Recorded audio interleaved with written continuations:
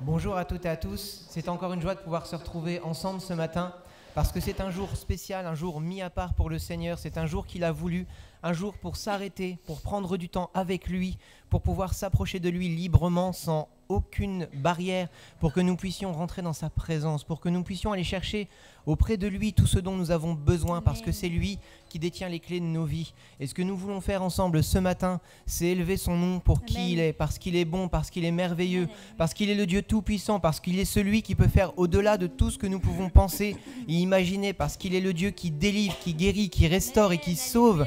Alors que ce matin, nous puissions nous lever ensemble pour l'adorer, pour le louer, pour faire monter nos prières vers lui, pour faire monter nos voix, pour que nous soyons tous un parfum de bonne odeur pour lui, pour que nous puissions aller nous saisir des promesses qu'il nous a faites dans les cieux et qu'ensemble nous puissions nous réjouir de ce qu'il est, un Dieu merveilleux, un Dieu puissant, un Dieu libérateur, un Dieu merveilleux, le Dieu de la paix qui nous a sauvés au travers de son sang. Alors que nous puissions élever nos voix ce matin, faire monter nos clameurs vers lui et lui dire à quel point nous l'aimons. Alléluia. Alléluia, Seigneur.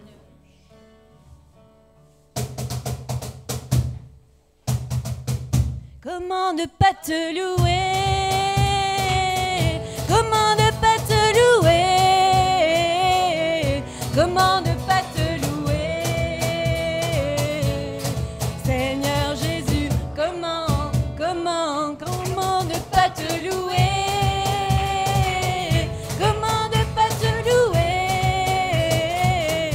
Comment ne pas te louer? Seigneur Jésus, comment, quand je regarde autour de moi, je vois ta gloire. Seigneur Jésus, je te bénis, comment ne pas te louer? Seigneur Jésus, comment ne pas te louer? Comment ne pas te louer?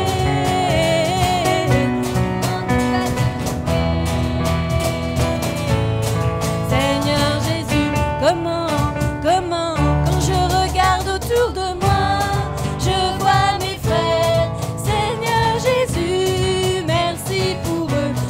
ne pas te louer?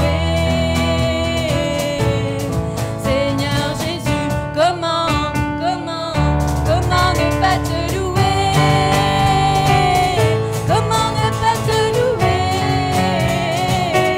Comment ne pas te louer? Seigneur Jésus, comment ne pas te louer? Comment ne pas te louer? Seigneur Jésus, comment? Alléluia, alléluia. Ah Seigneur, oui Seigneur, comment ne pas te louer, toi qui as donné ta vie, Yeshua, pour chacun d'entre nous. Comment ne pas te louer, Seigneur, parce qu'un jour tu as créé cette terre, ce ciel, en décidant que nous serions là aujourd'hui. C'est vraiment une grâce, une opportunité, un honneur que tu nous fais, Seigneur, de pouvoir être dans cette génération, de nous avoir choisis pour te servir, pour apporter ta parole, pour apporter cette espérance que tu es dans nos vies et que tu es dans la vie des autres aussi.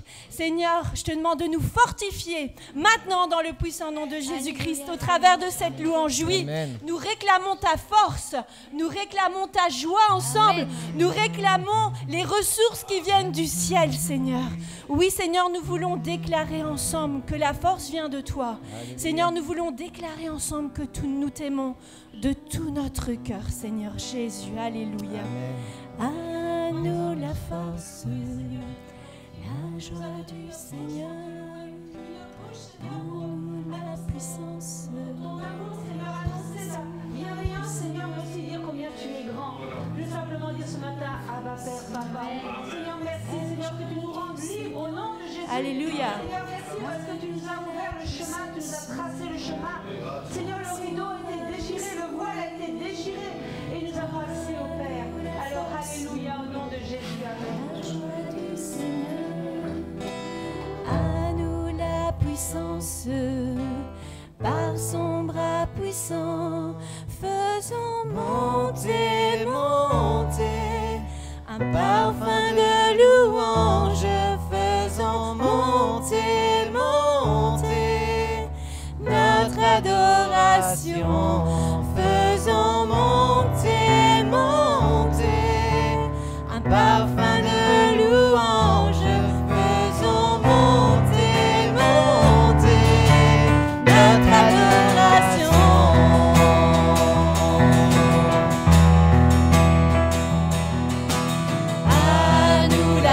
force, la joie du Seigneur.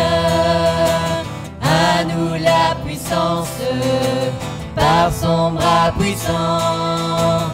À nous la force, la joie du Seigneur.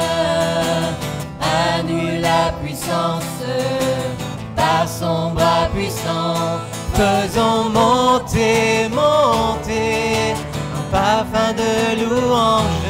Faisons monter, monter notre adoration. Faisons monter, monter un parfum de louange. Faisons monter, monter notre adoration.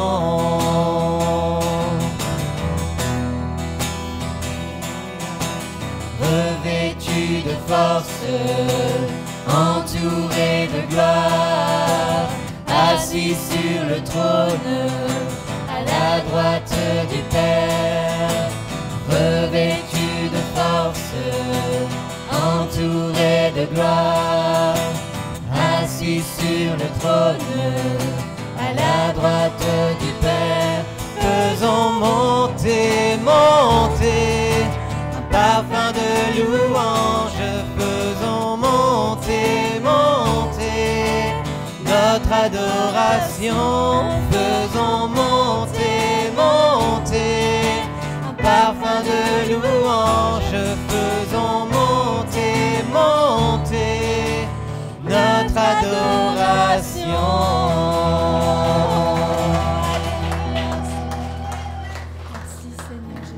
Seigneur, nous voulons faire monter vers toi notre adoration, nos cris de joie et nous réjouir. Malgré la détresse, la maladie, la faiblesse, Seigneur, nous voulons compter sur toi, Seigneur. Nous voulons appeler tes forces nouvelles sur nous. Saint-Esprit, viens nous rafraîchir, viens nous restaurer, viens nous montrer ce que tu attends de nous aussi, Seigneur, pour que nous puissions être là où tu nous attends, Père, pour être efficaces là où tu nous attends, Seigneur, remplis de ton esprit et de ta force, Seigneur, mais qu'en attendant, nous puissions regarder vers toi, tourner les regards vers toi et ta puissance, parce que nous voulons regarder là d'où nous viendra le secours, Seigneur, et le secours nous vient de toi, Seigneur. Alors louange et gloire à toi, Père, qu'encore ce matin, nos acclamations montent vers toi, nos chants montent vers toi, nos prières montent vers toi, comme un parfum d'une agréable odeur, Seigneur Jésus. À toi la louange, la gloire et l'honneur, Père. Amen, alléluia, Seigneur. Jeunes et vieux Se réjouiront ensemble, les jeunes filles danseront de joie. Lai, lai, lai, lai, lai, lai, lai.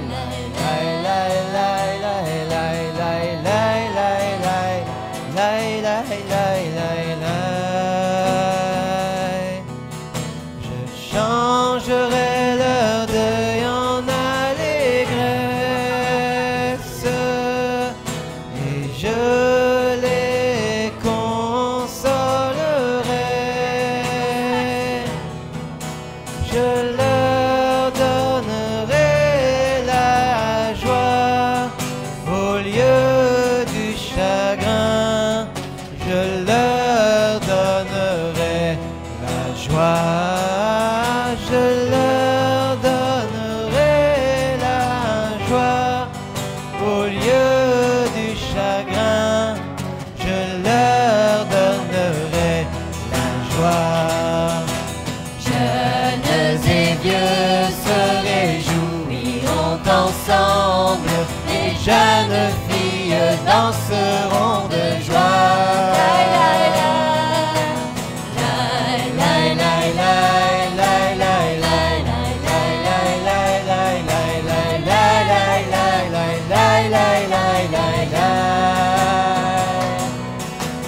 Changerai leur deuil en allégresse et je les consolerai. Je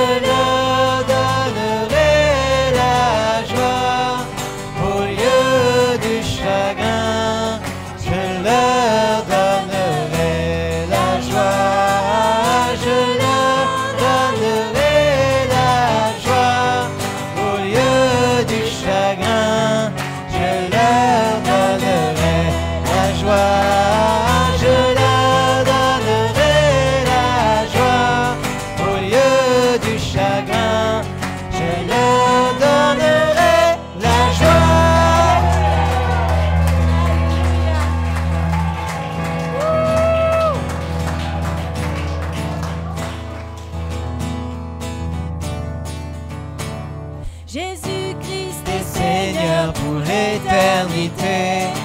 Il est Seigneur. Sa lumière chasse toute obscurité.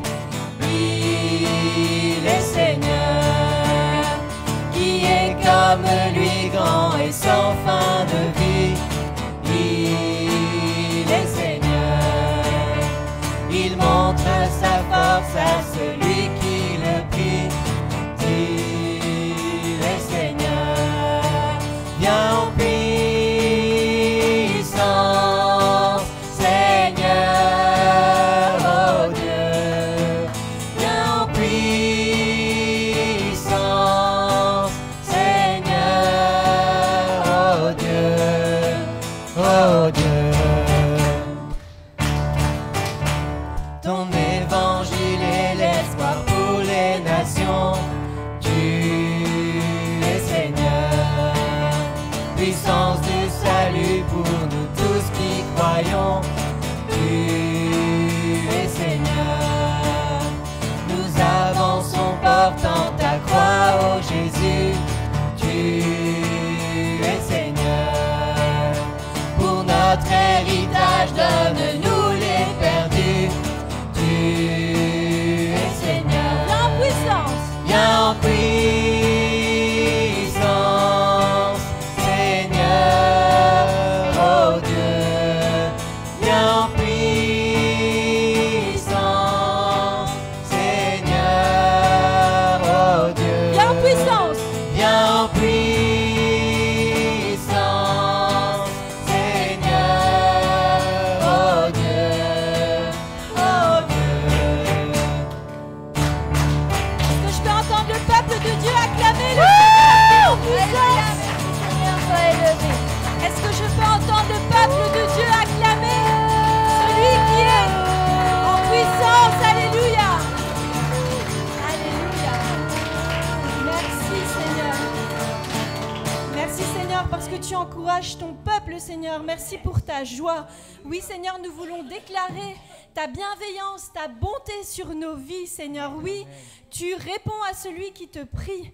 Tu montres ta force à celui qui le demande. Amen. Merci Seigneur parce que tu es fidèle envers tes enfants.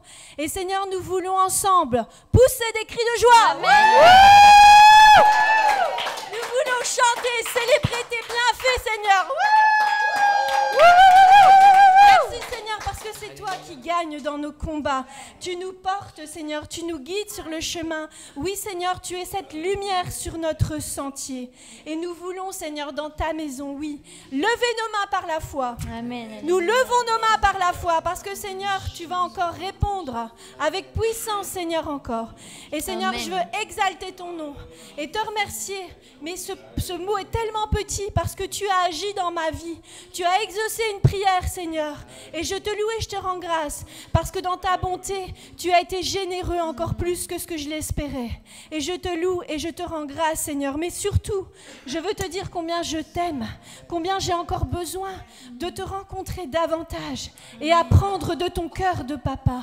Mais merci Seigneur pour cet encouragement cette semaine. Nous voulons déclarer, oui Seigneur, ensemble, que tu es bon parce que je sais que tu es intervenu aussi Amen. dans la vie d'autres frères et sœurs. Et je te loue et je te rends grâce. Et pour tous celles et ceux qui attendent, Seigneur, merci parce que tu vas leur répondre. Amen.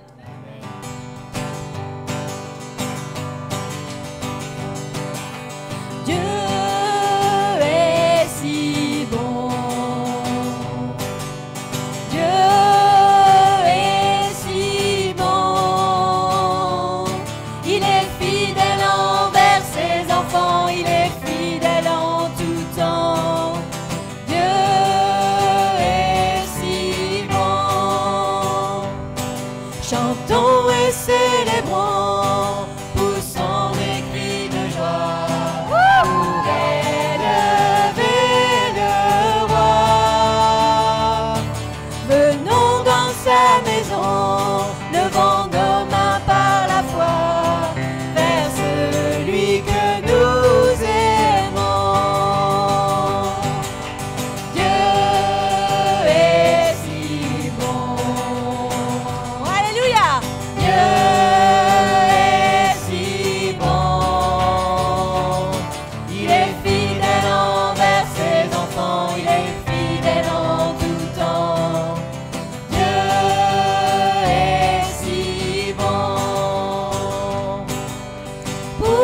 s'inquiéter? Pourquoi s'angoisser? Jésus veut nous combler. Incontestablement, en s'abandonnant, il va nous délivrer. Alléluia! Dieu est si bon. Dieu est si bon. Il est fidèle envers ses enfants. Il est fidèle en tout temps. Dieu est si bon.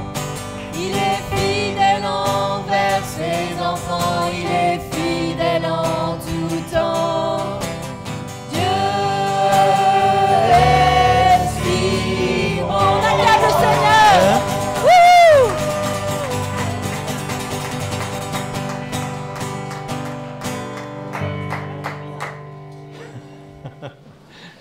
Bonjour les amis internautes, j'espère que vous allez bien. Bonjour les amis de l'eau vive qui sont malades et qui nous écoutent. On a prié pour vous ce matin et on est persuadé qu'on va voir le Seigneur agir. Amen. Aujourd'hui, on va partager sur un sujet particulièrement épineux. C'est l'éducation de nos enfants. Épineux, pourquoi? Parce que parfois, on veut prendre notre place. Et si on veut prendre notre place, on doit se poser la question de savoir pourquoi. Une des premières, c'est parce qu'il y a, il faut le reconnaître, un abandon de notre part concernant l'éducation de nos enfants. Et il y a un tas de raisons pour cela. La première, une des premières en tous les cas, c'est le fait que nous avons tous des occupations importantes pour gagner notre vie. Et pourtant, la parole de Dieu est tellement claire qu'on va devoir revenir en arrière et corriger ce qu'il y a à corriger chez nous. Parce que vous savez, nos enfants, je dis vous savez, c'est l'avenir. Et si nos enfants ne sont pas éduqués comme il se doit, comme la parole de Dieu nous le demande, nous allons avoir bien des déboires, bien des soucis, bien des problèmes, etc., etc. Alors, d'abord, on va lire un texte que je trouve particulièrement joli dans Michléi, Proverbe. Proverbe. Alors, j'ai ici, bien sûr, pas bien sûr, j'ai une version de David Stern, donc il y a des mots qui vous sembleront un peu bizarres peut-être, mais je vais traduire au fur et à mesure. Je commence, Proverbe, chapitre 1, verset 1. Proverbe de Shlomo, Salomon, fils de David, roi d'Israël. Pour apprendre la sagesse et la discipline. Pour comprendre les paroles qui expriment une profonde perspicacité. Pour obtenir une vie disciplinée avec intelligence. Pour faire ce qui est droit, juste et honnête, pour donner la prudence à ceux qui ne réfléchissent pas. La connaissance est un bon jugement à une jeune personne. Celui qui est déjà sage entendra et apprendra plus encore. Celui qui comprend déjà obtiendra la capacité de bien conseiller. Il comprendra les proverbes, les expressions cachées, les dictons et les énigmes des sages. Et ici, écoutez bien, la crainte d'Adonai est le commencement de la connaissance, mais les sots méprisent la sagesse et la discipline. On est confronté à une réalité biblique.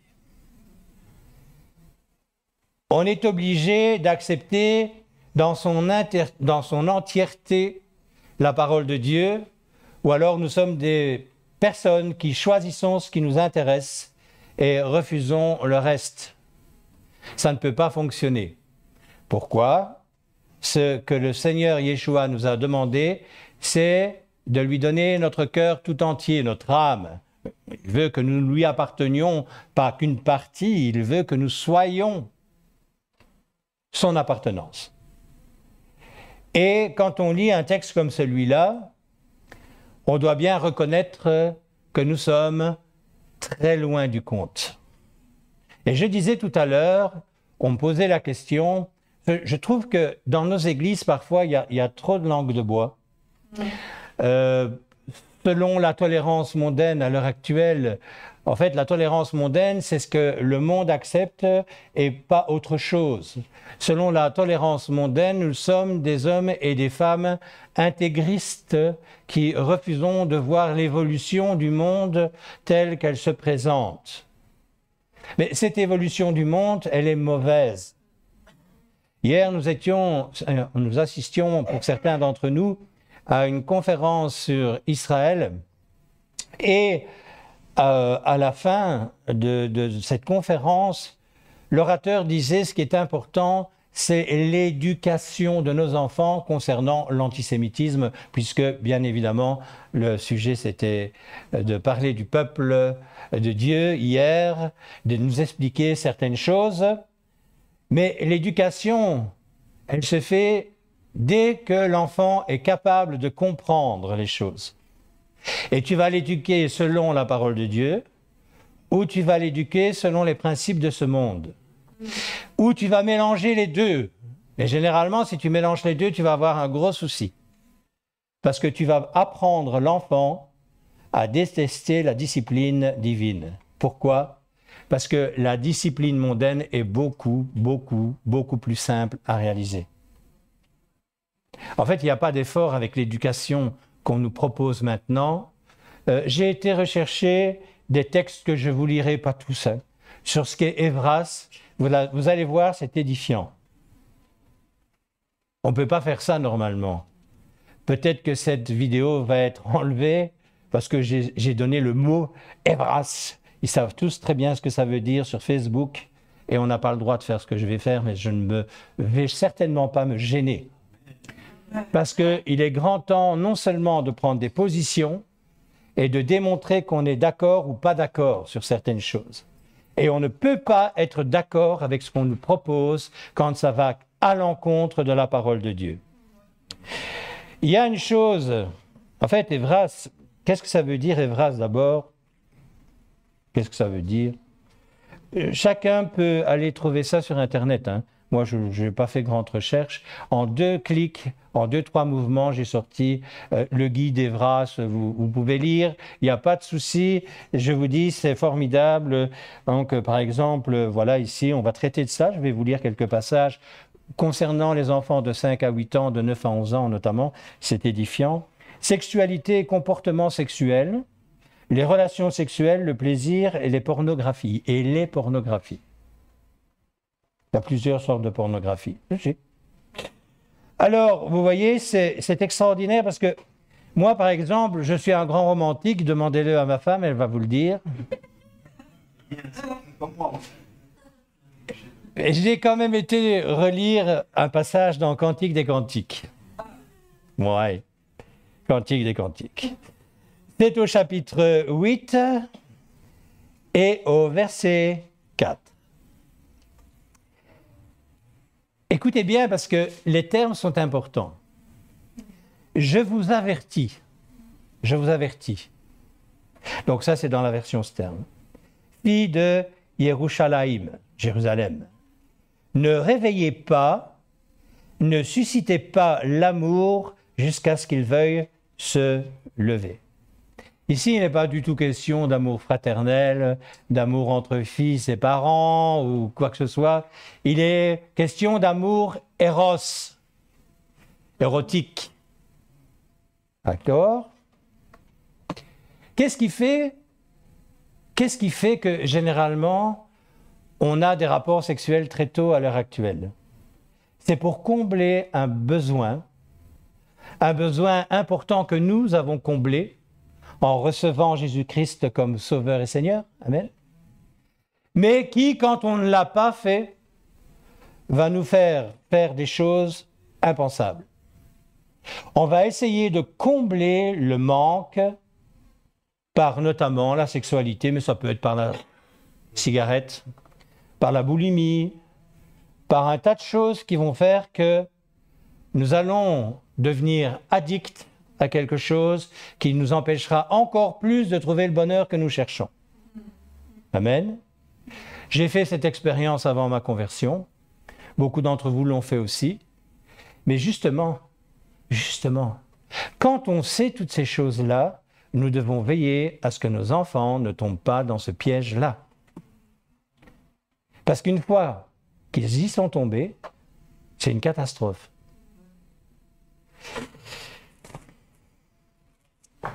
Quand on rentre dans la dimension de désobéir à la parole, il y a toujours des conséquences. Celui qui a fumé beaucoup risque un jour ou l'autre, même s'il arrêtait, d'avoir plus de malchance d'avoir un cancer du poumon que celui qui n'a jamais fumé. Vous allez me dire, moi je connais des gens qui n'ont jamais fumé, qui ont eu un cancer du poumon, ben moi aussi. Mais nous avons des responsabilités de protection vis-à-vis de nos enfants. Si nous avons fait ces bêtises-là, avant notre conversion, notre travail de parents, c'est de leur dire « ne faites pas ça ». Et ce qui se passe, c'est qu'on va rentrer en confrontation. C'est forcé. Nos enfants ne vont pas accepter si facilement que ça de nous obéir et d'obéir à la parole de Dieu. C'est très clair. Je vais vous lire un autre texte que nous devons apprendre à nos enfants et leur expliquer que le véritable amour, c'est celui-ci. Marc 12, versets 30 à 31.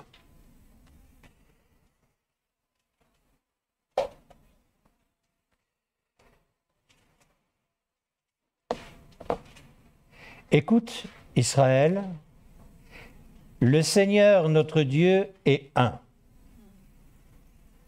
Tu aimeras Adonai ton Dieu de tout ton cœur, de toute ton âme, de tout ton entendement et de toute ta force. La seconde est celle-là. Tu aimeras ton prochain comme toi-même. Le Seigneur nous a destinés à vivre en couple, donc à avoir forcément des relations sexuelles, mais dans un cadre bien spécifique. Le sien. Le mariage, effectivement. Nous ne sommes pas faits pour rencontrer 40 personnes avant de nous marier. Alors vous allez me dire, il y en a un dernièrement, pas de vous, mais quelqu'un, un païen, qui me disait, avant d'acheter une paire de chaussures, il faut l'essayer. Tout le monde a entendu ça, ben tout le monde l'a entendu. Eh ben non. Certainement pas. Mais alors, certainement pas si on connaît, quand je dis connaître, ça veut dire si c'est une réalité dans nos cœurs, si ce verset est une véritable réalité dans nos cœurs, on connaît que la vérité, elle est dans la Bible et pas dans ce que nous allons bientôt lire. Bientôt ce que je vais vous dire. Cantique des Cantiques nous dit « Ne réveillez pas l'amour avant l'heure ». On est d'accord avec ça? Oui. Allez voir ce que je vais vous lire. C'est extraordinaire. Moi, je vais vous dire franchement, je trouve ça choquant. Mais véritablement choquant.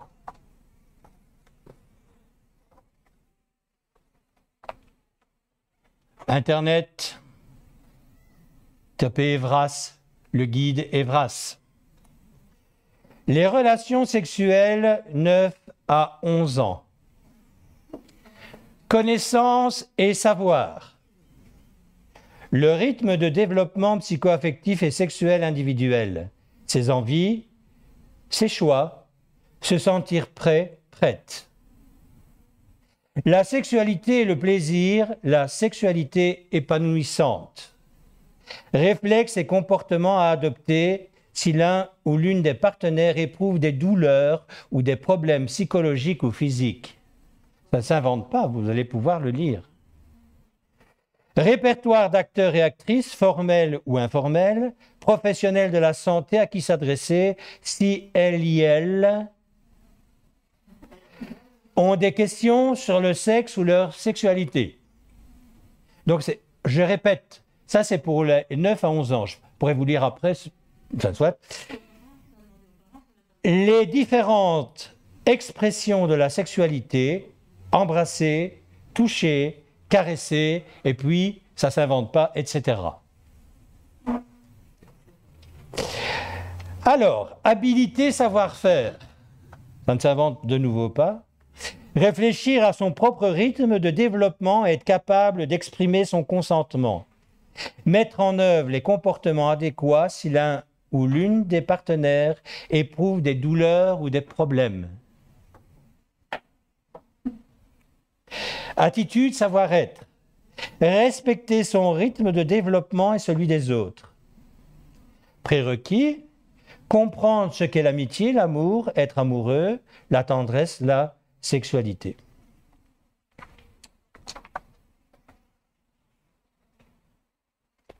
Deux Chroniques, verset 13-7.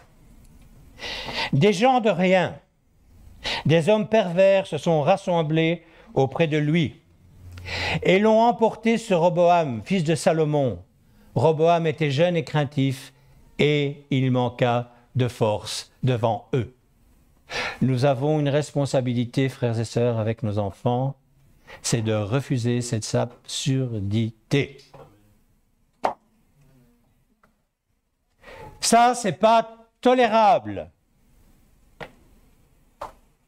C'est honteux.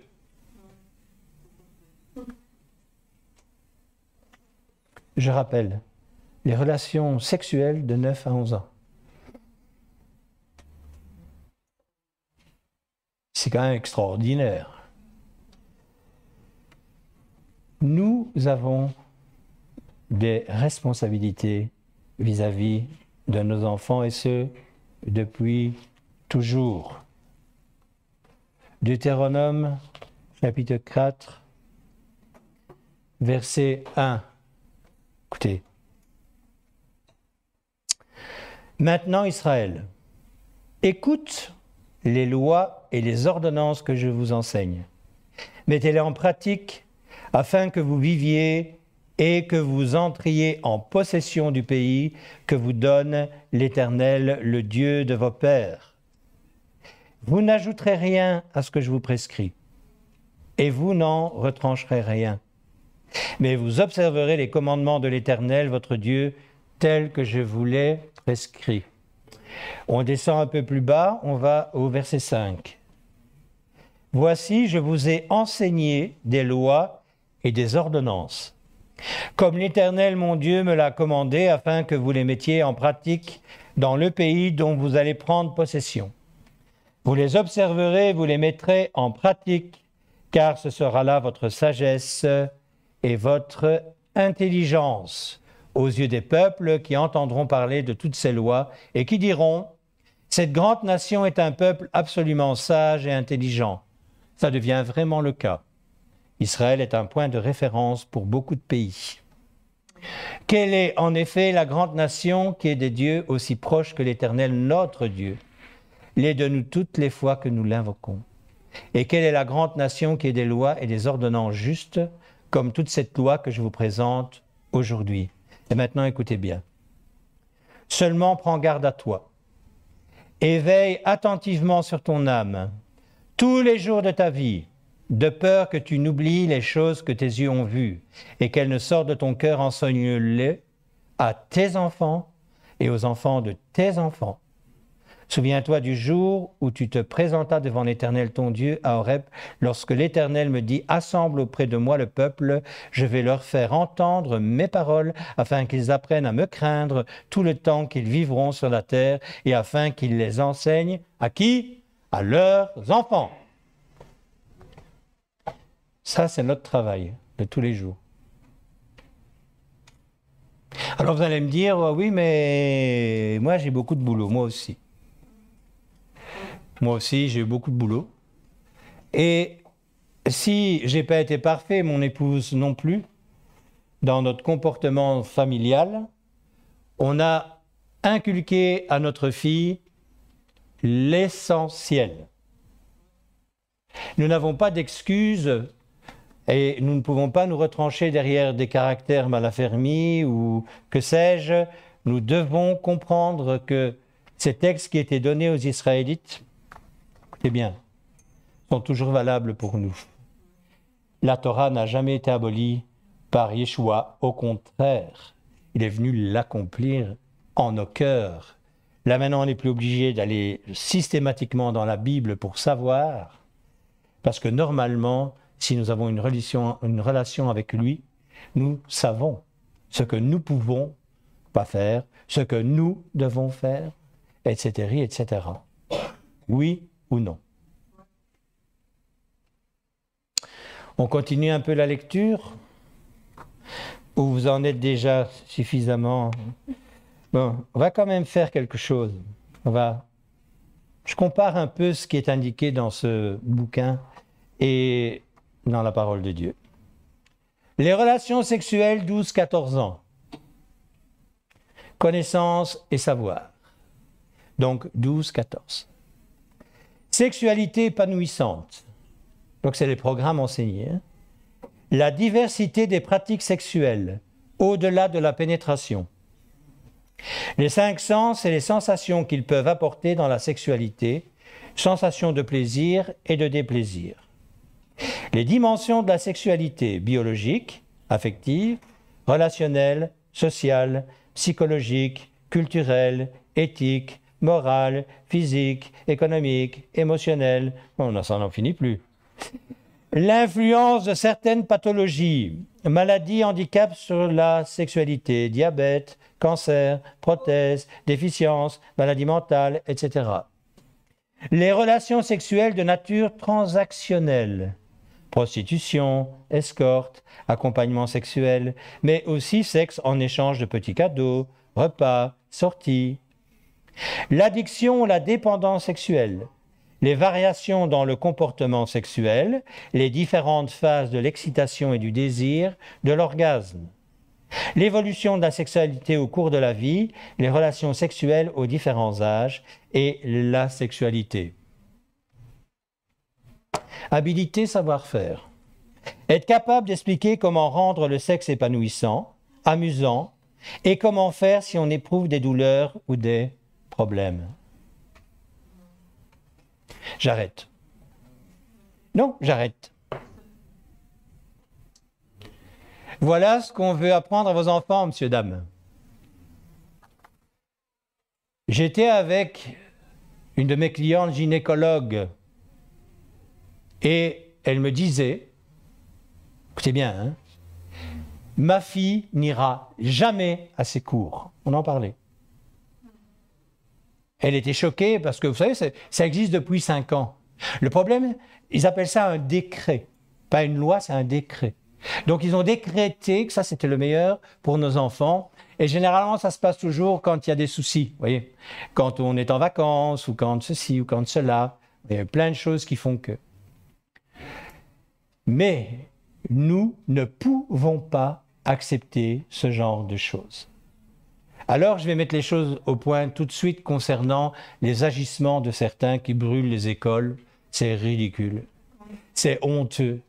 Je ne vois pas l'intérêt d'aller brûler des écoles quand on n'est pas d'accord. Mais par contre, faire comme cette gynécologue, le jour où tu sais qu'il y a cours, ton enfant il reste chez toi. Et c'est même pas discutable pour nous. On ne peut pas accepter de mettre nos enfants dans un cadre scolaire qui est complètement déviant. D'abord, je ne vois pas ce que ça fait dans un cadre scolaire. Je ne sais pas si vous voyez un peu, hein, le cadre scolaire, ils sont censés enseigner vos enfants, oui, sur les mathématiques, le français, l'histoire, etc. J'ai aucun souci avec ça, mais ceci concerne l'éducation parentale au premier point. Oui ou non? Qu'est-ce que ça vient faire dans un programme scolaire? Moi, j'ai connu la maturité sexuelle à 21 ans. C'est légalisé à 21 ans. Puis à 18, puis à 16, 14, et là maintenant, ça va être quel âge? Puisqu'à partir de 11 ans, déjà 5 ans, oui. Mais enfin, à 5 ans, c'est beaucoup plus gentil quand même. Hein? Relations sexuelles de 5 à 8 ans. Oui, non, je ne vous raconte pas d'histoire. Hein. J'ai vraiment été chercher ce qu'il fallait. Connaissance et savoir. La sexualité, l'amour, les sentiments amoureux, la tendresse, les orientations sexuelles. Entre 5 et 8 ans. Hein. Attirance sexuelle, etc. et ou romantique. Les relations amicales avec les autres, les sentiments ressentis dans ces relations. Exemple, affection, amitié, plaisir, fierté, conflit, taquinerie, rejet, 3 petits points. Les différentes facettes de la sexualité, on croit rêver quand même, hein. Cognitive, corporelle, sentimentale. Habilité, savoir-faire. Illustrer à l'aide d'exemples concrets comment l'amitié, l'amour et la sexualité se vivent et s'expriment dans sa vie d'enfant, en ce compris les différentes orientations sexuelles et ou romantiques.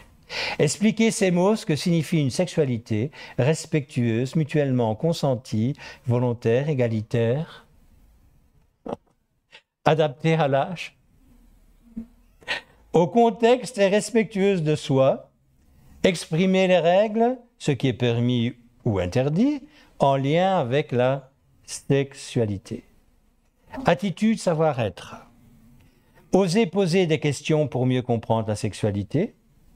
Ressentir, conscientiser ce que l'on aime ou pas et savoir comment le dire. Je vous assure, j'arrête. Je vais m'énerver. Ça, c'est pour les 5-8 ans.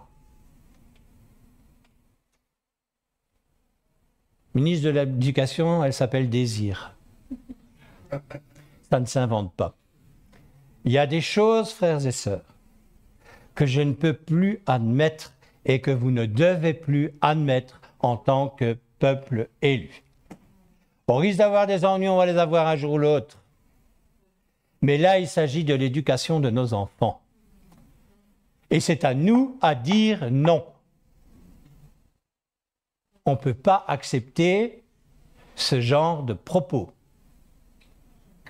On ne peut pas.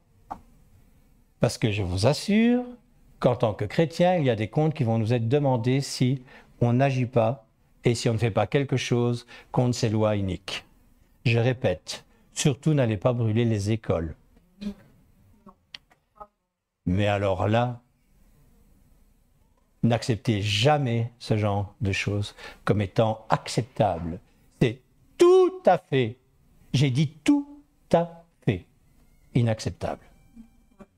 Si vous voulez avoir des petits dégénérés et des petites dégénérées, eh bien allez-y, acceptez ça, vous allez voir, ils ne vont pas vous les rater. Ah, mais ils ne vont pas vous les rater, hein. Ça je vous le garantis. Il y a quelque chose que moi je sais.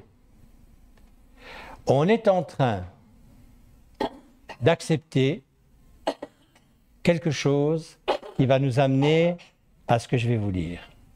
Ésaïe 3, verset 12. Mon peuple a pour oppresseur des enfants et des femmes dominent sur lui. Mon peuple, ceux qui te conduisent t'égarent et ils corrompent la voie dans laquelle tu marches.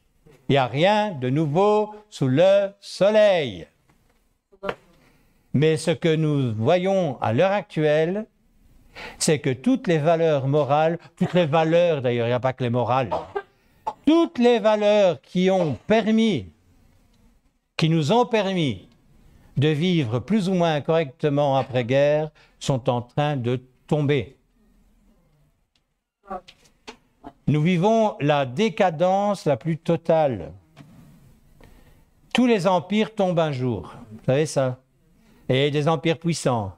L'empire grec, l'empire ottoman.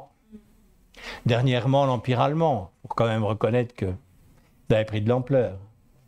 Mais à un moment donné, quand tu quittes les voies du Seigneur, ouvertement, quand tu combats sa parole, et ça, excusez-moi, mais... Hein, quand tu combats sa parole, il se fâche. Vous voyez pas ce qui se passe autour de vous? Vous n'en avez pas marre d'accepter les choses que nous devons accepter comme étant une fatalité? Dernièrement, je parlais à certains d'entre vous de ce qui s'est passé en Italie. Catastrophe en Libye, 10 000 morts, deux barrages qui cèdent, etc. Et sur cette semaine, 11 000 hommes ont atterri sur des petits bateaux. 11 000 hommes. 11 000. Sans aucun problème. Pas eu de naufrage, tout s'est très bien passé, etc. Et on a vu, je pense, Laurence et moi, 2 fois en suivant, j'en ai parlé 2 fois au journal télévisé, en expliquant que oui, notamment à Marseille, le pape rappelait que la France était une terre d'accueil, etc., etc. Comment allons-nous ouvrir les yeux? Dans cette Église, nous sommes contre l'antisémitisme et toute forme de racisme, quel qu'il soit. Amen. Amen. Je suis le premier à dire qu'il faut aider son prochain. Amen. Amen. Mais il faut peut-être qu'un jour, un moment, notre intelligence renouvelée par le Saint-Esprit fasse la différence entre une armée islamisante qui se pointe sans combattre et l'accueil de l'étranger. Oui ou non? Oui. Regardez autour de vous, frères et sœurs, c'est quand même inquiétant. Hier, on interrogeait les Marseillais sur l'avenue du Pape, on leur demandait ce qu'ils en pensaient, etc. Je crois que je n'ai pas vu un Français. J'ai vu un Africain, j'ai vu tout ce que vous voulez. Et cette ville cosmopolite, je le reconnais, elle est ce qu'elle est.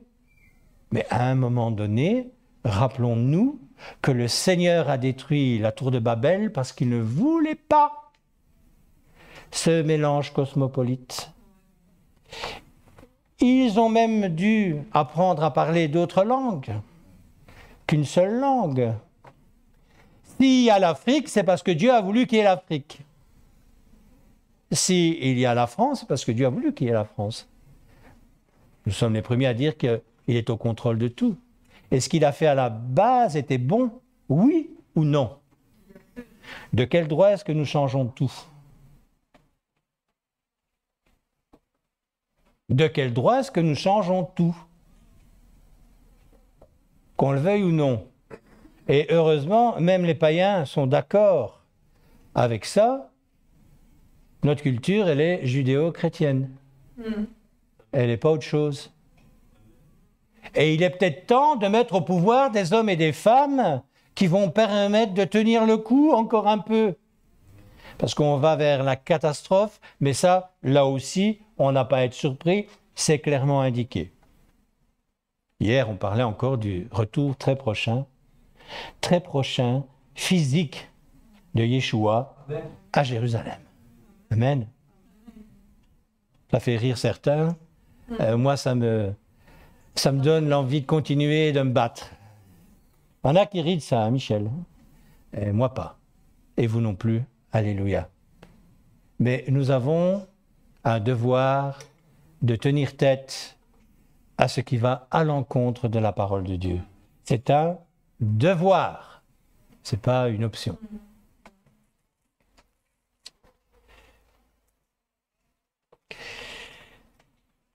Vincent, je suis fatigué. Moi aussi, frères et sœurs. Mais écoute, dans Ésaïe 40, à partir du verset 28, « Ne le sais-tu pas? Ne l'as-tu pas appris? C'est le Dieu d'éternité, l'Éternel qui a créé les extrémités de la terre. Il ne se fatigue point, il ne se lasse point, on ne peut sonder son intelligence. Il donne de la force à celui qui est fatigué. Et il augmente la vigueur de celui qui tombe en défaillance. Les adolescents se fatiguent et se lassent, et les jeunes hommes chancellent. mais ceux qui se confient en l'Éternel renouvellent leur force. Ils prennent leur vol comme les aigles, ils courent et ne se lassent point. Ils marchent et ne se fatiguent point. Nous sommes de ces hommes et de ces femmes-là. Amen. Moi, je le proclame. L'eau vive, c'est ça. Alléluia. Tu veux un autre texte? Je vais te le lire. Écoute bien. On reste dans Ésaïe 41. Et on prend à partir du verset 9. Seigneur, t'adresse une parole, mon frère, ma sœur. Et je sais que ça touchera quelqu'un particulièrement ici. Toi que j'ai pris aux extrémités de la terre et que j'ai appelé d'une contrée lointaine, à qui j'ai dit, tu es mon serviteur, je te choisis et ne te rejette point. Ne crains rien, car je suis avec toi. Ne promène pas des regards inquiets, car je suis ton Dieu. Je te fortifie, je viens à ton secours, je te soutiens de ma droite triomphante. Amen. On a un Dieu qui veille sur chacun d'entre nous. Et dans ces moments difficiles, il nous est demandé de tenir bon. Frères et sœurs, nous sommes des hommes et des femmes choisis par le Seigneur pour effectuer une mission ici-bas. Cette mission, c'est d'annoncer la bonne nouvelle dans son entièreté. Pas un petit peu, dans son entièreté. Aujourd'hui, c'est ce que j'ai fait simplement. C'est ce que j'ai fait simplement. On nous laisse encore faire pour un temps. Mais je sais que bien évidemment, ce genre de message va déplaire et qu'un jour ou l'autre, il y aura pas encore des persécutions. Puisque, somme toute, ce que je fais, ce que je viens de faire, c'est de comparer deux livres. Amen. Deux livres d'enseignement différents. Je pense que ce n'est pas interdit encore en Belgique, mais ça peut être interprété, ce que j'ai dit, comme étant une attaque contre le gouvernement ou autre. On peut croire ce qu'on veut, ça ne me dérange absolument pas. Ce que Dieu nous demande, c'est des hommes, de devenir des hommes et des femmes qui prenons des positions pour lui. Tu veux être béni, mon frère, ma sœur, prends des positions. Tu veux être rejeté, ne prends pas les positions. Tu veux être rejeté, puni, suis ce qui t'est proposé, qui va à l'encontre de la parole. Hier, il y avait un intervenant qui était un représentant d'une ambassade qui disait quelque chose qui peut choquer. Certains, et il l'a dit d'ailleurs, mais moi, qui ne me choque pas. Avant la paix, il faut la guerre. Croyons pas que ces choses vont se passer comme ça. L'intolérance de ceux qui nous gouvernent arrive à son sommet. Et ils vous disent d'être tolérants. Non. En fait, ils vous disent, tu acceptes ce que je te propose comme étant la vérité, notre vérité, et la tienne. La tolérance, normalement, elle va dans les deux sens. Si le monde chrétien était tolérant vis-à-vis du monde, et le monde tout court vis-à-vis du monde chrétien, il n'y aurait pas de guerre, puisque nous accepterions chacun, les uns et les autres, la manière de vivre. Ça a été possible jusqu'à un certain niveau, jusqu'à un certain point. Ça ne l'est plus. On dépasse les bornes. On nous demande d'accepter des choses qui sont totalement inacceptables. Oui, on rentre en guerre. Alors, c'est une guerre spirituelle. Ce n'est pas une guerre, que je vous disais. Surtout, n'allez pas brûler les écoles. Hein? Et je vous dirais même que manifester, je ne vois pas à quoi ça servirait. Par contre, prenez des positions avec vos enfants. Tu sais que ton enfant va avoir des cours, ils préviennent, normalement ils doivent vous prévenir. Ce jour-là, ils ne vont pas à l'école. Ça, c'est la réalité, c'est ce que Dieu nous demande. Et si on te demande ce que tu penses de ce texte, de ce décret éducatif, Mais il faut le dire carrément. Mais c'est un décret éducatif. En fait, la définition, c'est que, quand même, j'ai vu quelque part, c'est dans, j'ai un tas de documentation là, voilà. C'est éducation à la vie relationnelle, affective et sexuelle. C'est ça que ça veut dire, Evras.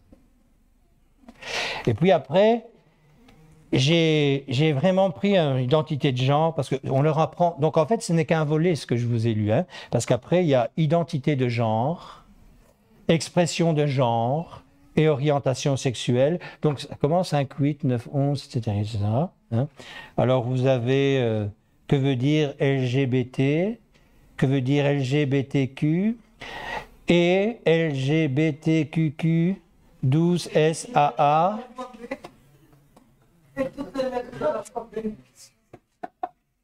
Croyez pas?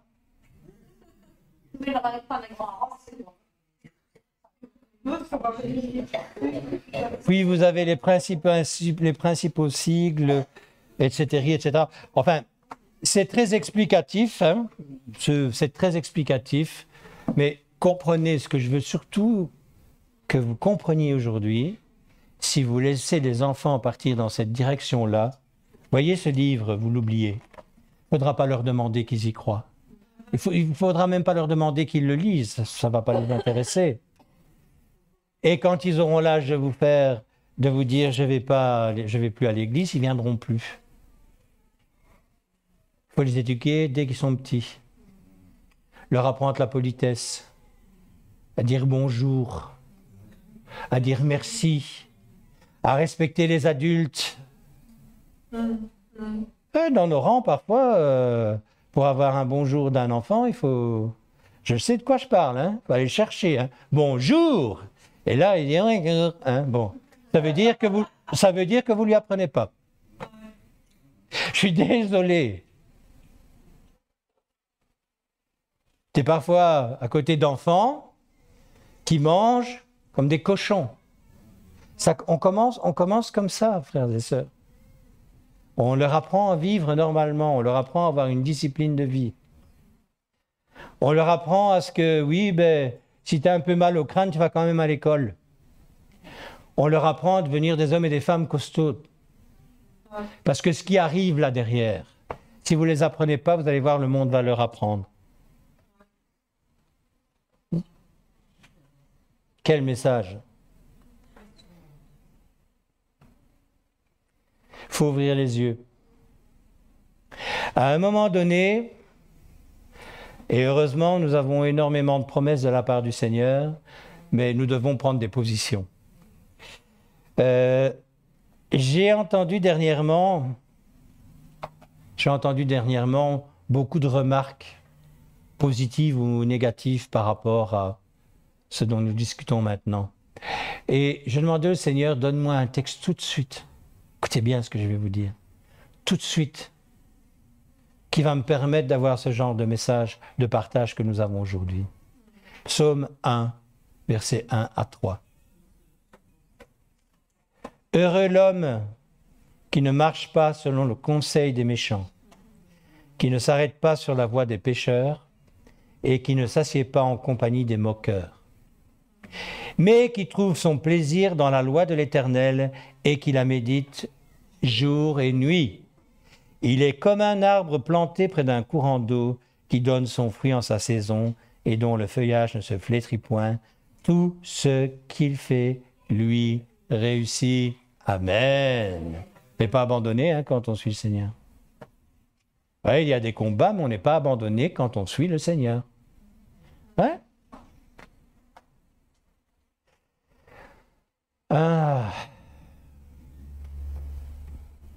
Conversation de bureau. Mon corps m'appartient. Je fais ce que je veux avec. 1 Corinthiens 6, 19-20. Je parle à des hommes et des femmes qui sont des disciples de Jésus, oui. Ne savez-vous pas que votre corps est le temple du Saint-Esprit, qui est en vous, que vous avez reçu de Dieu, et que vous ne vous appartenez point à vous-même. Car vous avez été rachetés à un grand prix. Glorifiez donc Dieu dans votre corps et dans votre esprit, qui appartiennent à qui? À Dieu. Comprenez pourquoi on ne peut pas négocier là? Est-ce que vous comprenez vraiment? Si vous connaissez la parole de Dieu, vous comprenez vraiment. Il n'y a pas de négociation possible.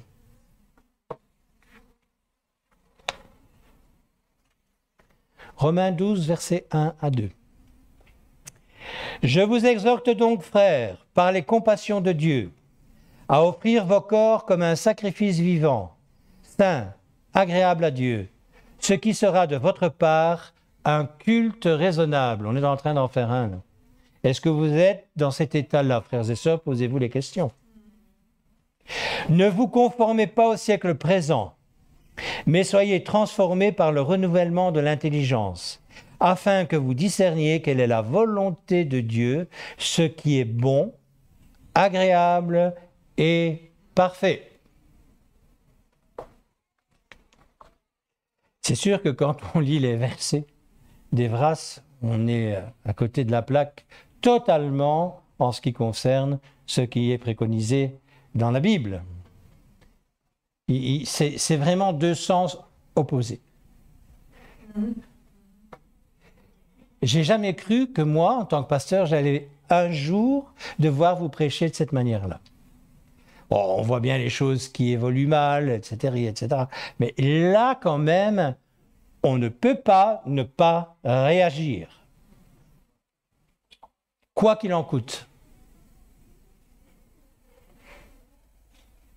Parce que je vais vous dire quelque chose. Ils vont vous obliger à mettre vos enfants dans ces cours. Et là, vous allez devoir bagarrer. Et là, vous allez devoir dire non. Ça va être votre responsabilité. Alors, un autre texte que je voudrais vous lire. Et après, on va en discuter un peu de ce texte. Psaume 71, 17.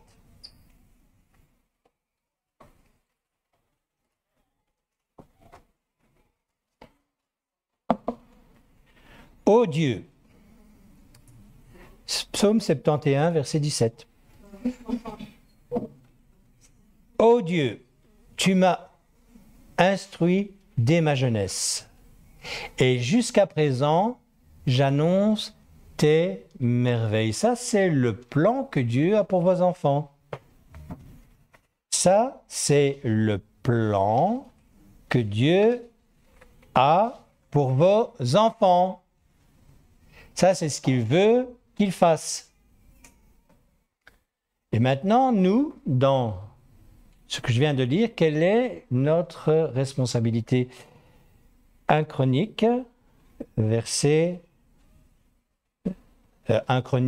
chapitre 29, verset 1.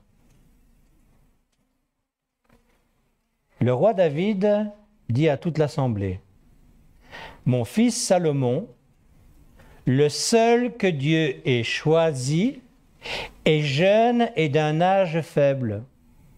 Et l'ouvrage est considérable, car ce palais n'est pas pour un homme, mais il est pour l'Éternel Dieu. » Verset de motivation pour les jeunes et pour les parents. Qu'est-ce qu'il a fait, David? Il a préparé tout ce qu'il fallait pour que Salomon n'ait plus qu'à le construire. Nous avons une responsabilité vis-à-vis de nos enfants, frères et sœurs. Et apprenez une chose, c'est pas à l'école qu'on va les éduquer, c'est chez vous.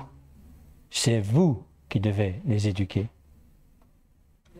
Si vous laissez tomber les bras, ne vous étonnez pas un jour de voir ces enfants faire du n'importe quoi.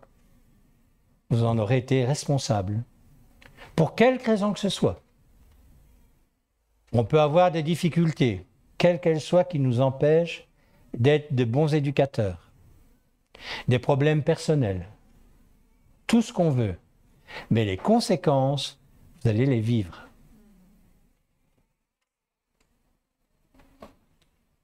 Alors vous pouvez me dire, oui, mais j'avais...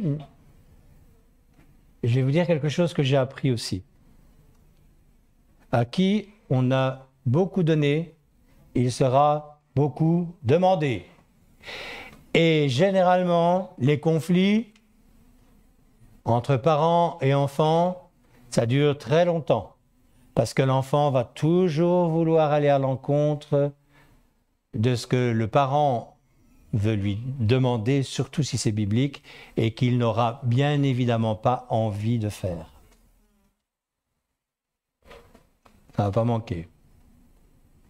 Moi, si à 9, 11 ans, j'avais lu ça, ça aurait été encore pire que ce que je n'ai été. Tu te rends compte? Je peux faire ce que je veux. Et on va m'expliquer comment faire. Parce qu'après, bon, pour celui qui est intéressé, je vais les laisser là, vous pouvez lire. Il va nous être parlé de plusieurs sortes de pornographie, etc. etc. C'est incroyable. C'est incroyable de voir des choses comme ça. C'était impensable, ça, il y a une dizaine d'années. Sur quelques années, on rentre dans des dimensions qui dépassent l'acceptable, mais avec des dimensions énormes. C'est inimaginable quelque part. On ne peut pas accepter ça. On ne peut pas accepter ça. Éduquez vos enfants. Vous savez, dès qu'ils sont petits, on voit un peu vers quoi ils vont. Je ne sais plus quel était le verset. Mais dès que l'enfant est petit, on voit tout de suite quel caractère il va avoir. Hein. Si ça va être un enfant facile ou pas. Et c'est là, dès le démarrage, qu'il faut rentrer dans la dimension de serrer la vis. Parce que c'est de ça qu'il s'agit. Vous risquez d'avoir, écoutez-moi bien, jusqu'où on est arrivé. Vous risquez d'avoir des ennuis judiciaires si vous donnez une fessée à un enfant difficile. Vous savez ça. Par contre, ça, il faut l'accepter sans aucun souci. Je ne sais pas si vous voyez, c'est inimaginable, ces deux poids, deux mesures qui sont tellement...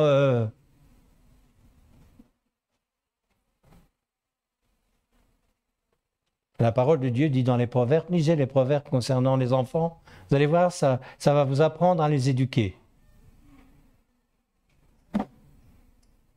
Un enfant a besoin de correction physique. Je suis désolé de vous le dire. Hein. Il y en a ici qui ne pratiquent pas ça. Hein. Alors, je n'ai pas dit qu'il fallait battre un enfant. J'ai jamais dit qu'il fallait battre un enfant. Et ni passer ses nerfs sur l'enfant. Mais quand il mérite une correction, il faut lui donner tant qu'elle est possible. C'est-à-dire, c'est dans son jeune âge. Après, c'est trop tard. La parole de Dieu ne nous dit pas qu'il faut aller se battre avec nos ados. Elle nous dit tout le contraire. Il faut les éduquer dans l'amour. Mais un gamin de 3 ans, il a besoin d'avoir une fessée de temps en temps. Hein. Tu vas discuter de quoi avec ton gamin? Tu vas essayer de quoi faire avec lui? Tu vas essayer de le raisonner? Moi, j'ai déjà vu des parents qui essayent de raisonner un enfant de 3 ans, qui est en train d'hurler là. Et alors, on parle avec. Tu peux pas faire ça, mon bébé. Hein? Non, c'est pas comme ça qu'on fait. Hein. C'est pam, pam, pam, pam, voilà, tu peux plus, ok? Tu vas voir, après 3 fois, pam, pam, pam, il va être beaucoup plus sage. Et il aura la crainte de toi. Mais on ne peut pas dire ça. Et il y a des parents qui ont des cœurs tellement sensibles. Mon frère, ma sœur, on est dans des temps où si tu ne formes pas tes enfants à être des combattants, tu vas pleurer pas maintenant, dans les années qui viennent.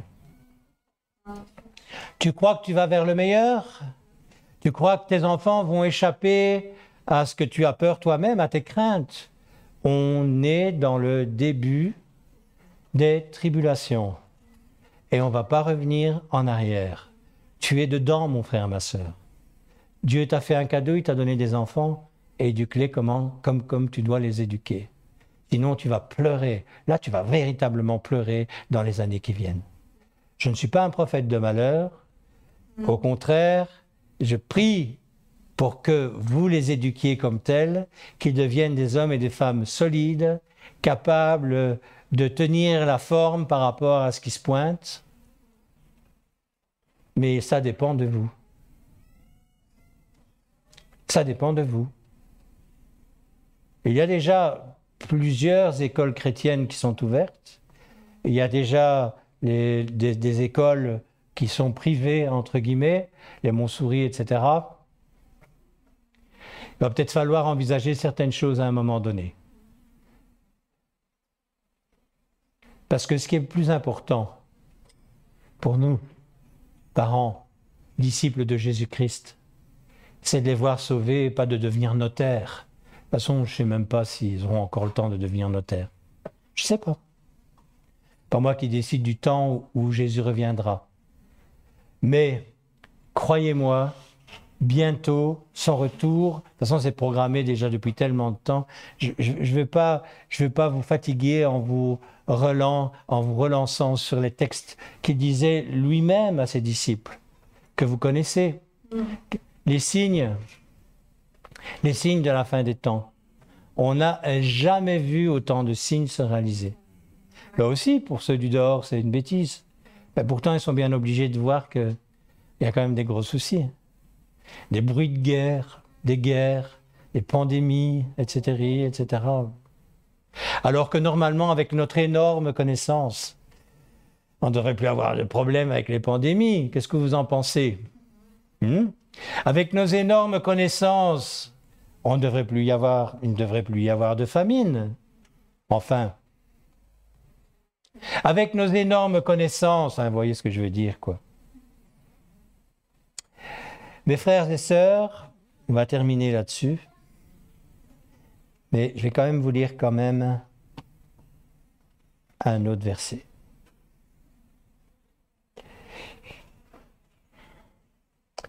Ecclésiaste 10:16.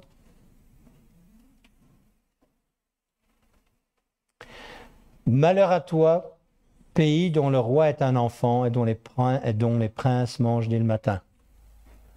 Ça peut être interprété de manière différente. Mais s'il vous plaît, écoutez bien ce que je vais vous dire. Faites de vos enfants des hommes et des femmes qui sont des disciples. Et ne les laissez pas rentrer dans la dimension, avant l'âge où ils pourront le faire, de choisir s'ils viennent ou pas à l'église. Je vous ai lu Deutéronome. Si vous continuez la lecture, il nous est dit qu'il faut apprendre, enseigner nos enfants sur la Bible jour et nuit, en tout temps. Si on ne va pas enseigner la Bible la nuit, ils dorment, ils vont à l'école, etc., etc. Mais c'est à nous à les enseigner convenablement.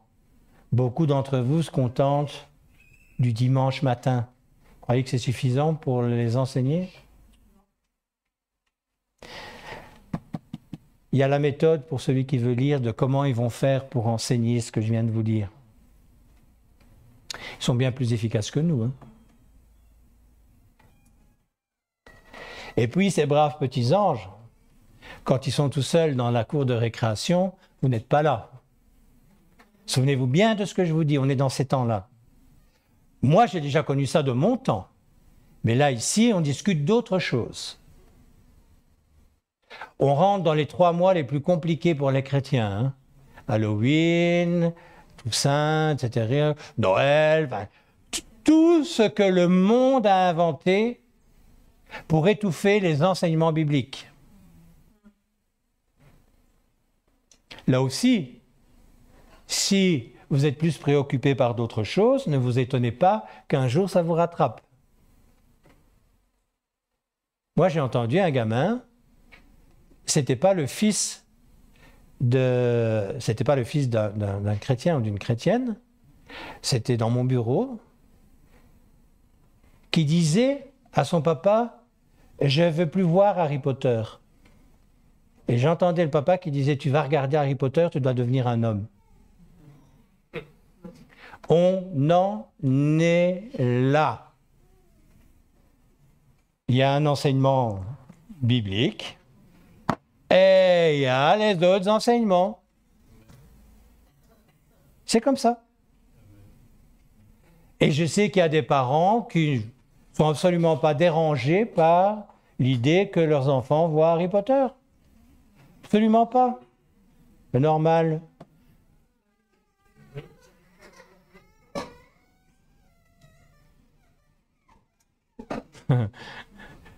Une crise